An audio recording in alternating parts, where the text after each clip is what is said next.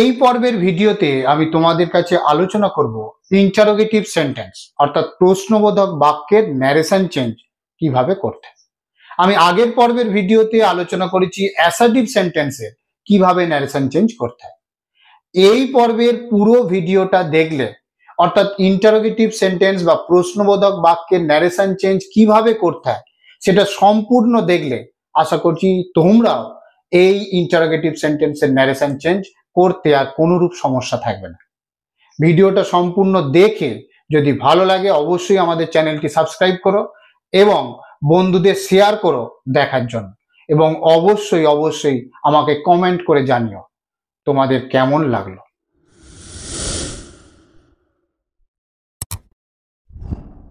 এই ইন্টারোগেটিভ সেন্টেন্সের narration change করার আগে তোমাকে বুঝতে হবে কিভাবে আমি বুঝবো এটা ইন্টারোগেটিভ সেন্টেন্সে আছে, তাই তো?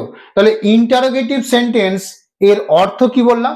প্রশ্নবোধক বাক্য। অর্থাৎ যখনই তুমি দেখবে প্রশ্ন চিহ্নটা আছে তখনই জেনে নেবে এটা ইন্টারোগেটিভ সেন্টেন্স আছে। তাহলে কি বললাম? যখন আর এস এ প্রশ্ন চিহ্নটা থাকবে তখনই জানবে সেটা ইন্টারোগেটিভ সেন্টেন্সে আছে। তাহলে এই ইন্টারোগেটিভ সেন্টেন্সে ডাইরেক্ট থেকে ইনডাইরেক্ট করার নিয়মটা তাহলে কি? তাহলে সূত্রটা হচ্ছে প্রথম সেড বা সেড টু তুলে দিয়ে, কি বলা হচ্ছে? সেড বা সেড টু তুলে দিয়ে আস্কড অথবা এনকোয়ার্ড। এবার যদি অবজেক্ট থাকে তখন হবে অফ, ওই জন্য আমি ব্র্যাকেটে অফটা লিখেছি, এনকোয়ার্ড। তাহলে আস্কড অথবা এনকোয়ার্ড, বা কেউ কেউ ওয়ান্টেড টু নো এটাও লিখতে পারে। কিন্তু তোমরা যদি নর্মাল হও, এখনো পর্যন্ত ইন্টারোগেটিভ সেন্টেন্স খুব ভালোভাবে করতে না পারো, তাহলে তোমরা কোনটা লিখবে? এই আস্কড, এই আস্কড লিখবে, তাহলে তোমাদের বানানটাও কিন্তু ভুল যাবে না। তাহলে কি বললাম?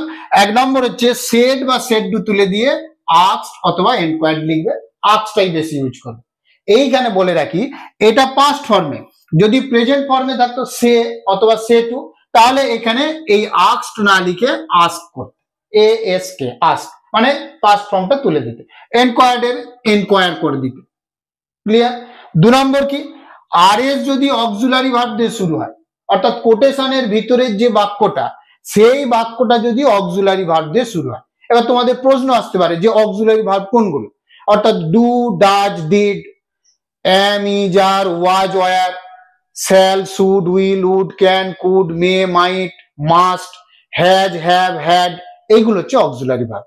এই অক্সিলারি ভার্ব দিয়ে যদি আর এস শুরু হয়, শুরুটাই যদি এই অক্সিলারি ভার্ব দিয়ে শুরু হয়, তাহলে কি দিয়ে যুক্ত করবে?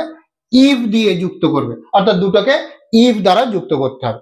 ইফ বা হয়ে দ্বারা হয়, কিন্তু এখানে তোমরা বানানের আমি তোমাদের সুবিধার জন্য এখানে লিখে দিলাম ইফ, এই ইফটা দিয়ে যুক্ত করবে।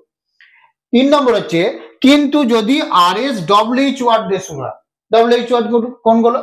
হোয়ার, হোয়াট, হোয়াই, হু, এই যে ডব্লিউএইচ ওয়ার্ড, এই ডব্লিউএইচ ওয়ার্ড দিয়ে শুরু যদি হয় তাহলে ওই ডব্লিউএইচ ওয়ার্ডটাই বসে যাবে। এই যে লিখেছি আমি যে আর এস যদি ডব্লিউএইচ ওয়ার্ড দিয়ে শুরু হয় তাহলে ডব্লিউএইচ ওয়ার্ডটাই থেকে যাবে। 4 নম্বর কি? এরপর অ্যাসার্টিভের নিয়মে করতে হবে। অ্যাসার্টিভের নিয়ম মানে সাবজেক্ট, ভার্ব, অবজেক্ট। এবার তোমাকে পরপর সাজিয়ে দিতে হবে সাবজেক্ট, ভার্ব, অবজেক্ট, এবং 5 নম্বর হচ্ছে প্রশ্নবোধক চিহ্নটা শেষে তুলে দিতে হবে। তাহলে কি বললাম? 1 নম্বর হচ্ছে সেড বা সেড টু তুলে দিয়ে তোমরা লিখবে আস্কড। দ্বিতীয় নম্বর, আর এস যদি অক্সিলারি ভার্ব দিয়ে শুরু হয়, অক্সিলারি ভার্ব কোনগুলো বলে দিলাম, এই অক্সিলারি ভার্ব দিয়ে শুরু হয় তাহলে ইফ দিয়ে যুক্ত করবে। 3 নম্বর কি? কিন্তু যদি অক্সিলারি ভার্ব দিয়ে শুরু না হয়ে ডব্লিউএইচ ওয়ার্ড দিয়ে শুরু হয় তাহলে সেই ডব্লিউএইচ ওয়ার্ডটাই বসে যাবে।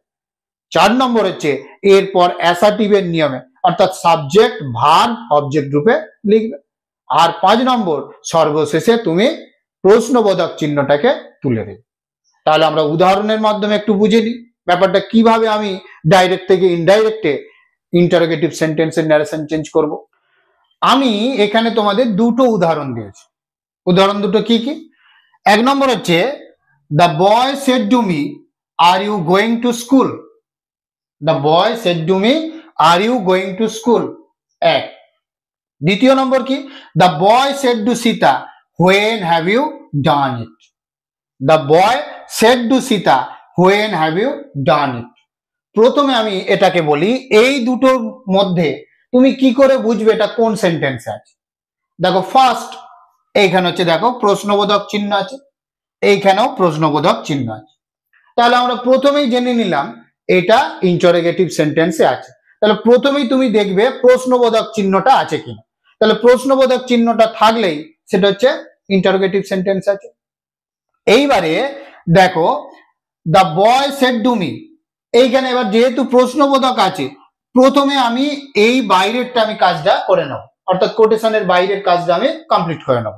তাহলে প্রথমে আমি কি লিখবো, দা বয়, প্রশ্নবোধক বাক্যে আমি সেড টু তুলে দিয়ে কি করতে বলেছিলাম, বলেছিলাম আস্কড। তাহলে আমি লিখে দেবো দা বয় আস্কড, পরে রয়েছে কি অবজেক্ট মি, তাহলে দা বয় আস্কড মি, এই পর্যন্ত আমার কমপ্লিট হয়ে গেল।